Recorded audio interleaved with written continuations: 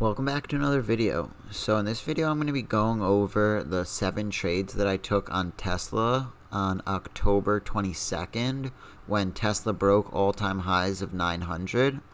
So going into open I had 2 different plays in mind. First, pre-market high was 899.7, yesterday's high was 900 and all-time high is 900.4. So if we got an immediate push over 899, I was going to look to get in there for a play over 900 and then a play through new all-time highs.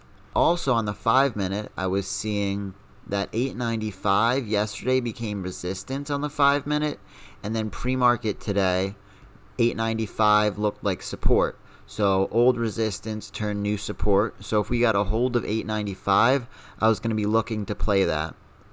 But of course, once that the market opens, you need to just read and react. So I saw that 895.5 was where we opened, and we couldn't really hold over 895. So over 95.5 is my entry, and right there, we skipped over 894 on the ask and got to 896, and I had a good entry on 10 contracts. And once we push over 897, I start selling. So right here, I've sold out of 6 of my contracts, and we're pushing up to 900.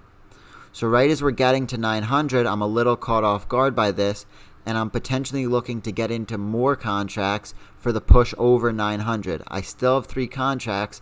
I check my P&L there, and I'm seeing huge size on the ask at 900. But I'm still looking to get in case we break over 900.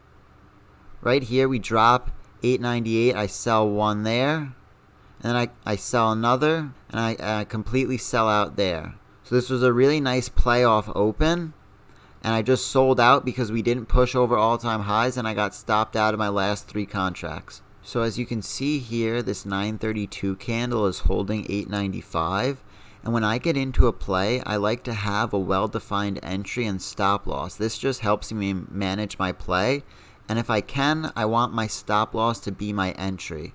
So I should be playing over 899 as my entry and stop loss, but I don't have a well-defined entry and stop loss here, so I'm playing this kind of loosely, and I'm playing 8 contracts. Right there, we get up to 900 and I get in. I don't have a great fill, and I definitely don't have a good entry spot, because if we reject at 900, which is very likely, my cons are going to lose value very quick. So right here I sell, and I just completely sell out super quick because we dropped $8.99. This is a $400 loss super quick on a play that could have been avoided. So now we have 2 touches at 900, and I'm looking to get into this again, but again I don't have a well-defined entry, and I take a stupid entry right here on another 8 contracts looking for the 900 break. And right away we reject and get below $8.99. I sell out of 3 there. Right there, I just sell out. Another big loser, and that puts me down a lot from where I started the day, just because I wasn't smart and I wasn't disciplined. But right here, I'm going to look to get back in over 900 because buyers look strong right here. And right there, we pop over 900, and my contracts are up almost $1. And I sold 3 right there on this first drop down. And I didn't get good fills on my contracts, so the contracts go back up into the $9 range, but I don't sell any there.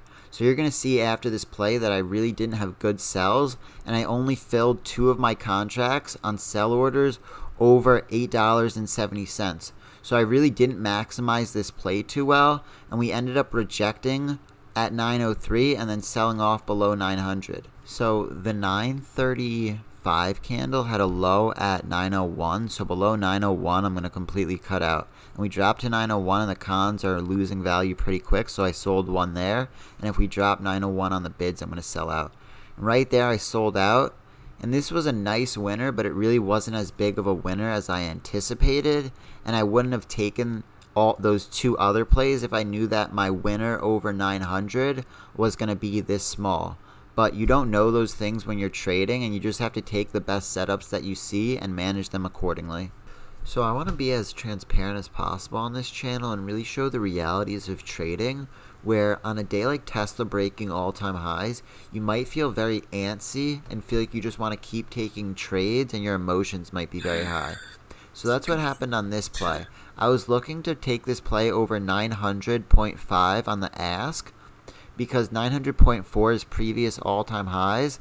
Plus, you can see that we have multiple candles rejecting at 900, and right here I'm going to look to get in. And right there, the ask didn't break over 900.5, but I still got in just because I was antsy, and I sold out within 10 seconds. So now we're really setting up because the 939 candle also touched 900.5. So now we have closed 2 5-minute candles and a push over 900.5. I think we can get to high of day and maybe push through it.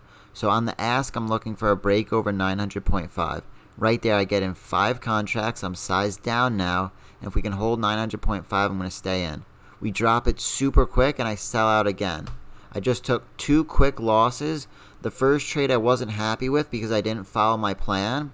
But the second trade, I'm perfectly fine with that trade. I'm happy with it. I accepted the risk, and it just didn't go my way. Alright, so after the last trade that I took, I knew that Tesla wasn't moving that well, and I wasn't going to keep on pushing it. So as you can see, after 936, we have low volume on these 1-minute candles. And after 936, the high of these candles is 902.5. So over 902.5, I'm going to get in, and I'm sized down to 4 contracts, and I'm just looking for a quick pop. Right there, we get over. I have a good entry. We break over high of day. We break over 904. I sell one there, sell another to lock in profits, and now I want to see if we can hold 904 and get a push up to 905. So right here, we're pushing pretty strong. We're getting close to 905. Big size on the ask. I sell one there. Now I'm looking to see if we can get a push over 905. Right here we push over 905, but it doesn't look like we push over that strong, and that means that we might see resistance there, so I'm not loving it. And we drop 905 and I sell out of my last contract there.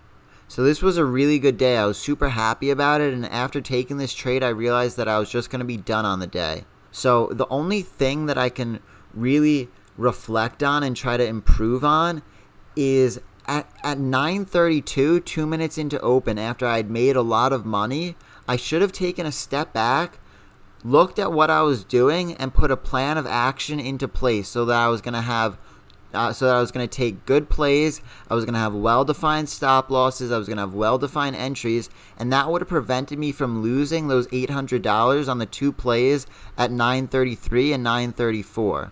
These are little things that I can improve on, and if I just take a look at what I'm doing and put a plan into place, I'll always trade better. So I hope you enjoyed this video. This is a pretty raw video. It goes to show that no trader is perfect. Everyone makes mistakes, and you just have to improve on those mistakes and keep continuing to get better. So let me know down in the comments how you traded Tesla today, and if you took any of these plays, and have a great rest of your day.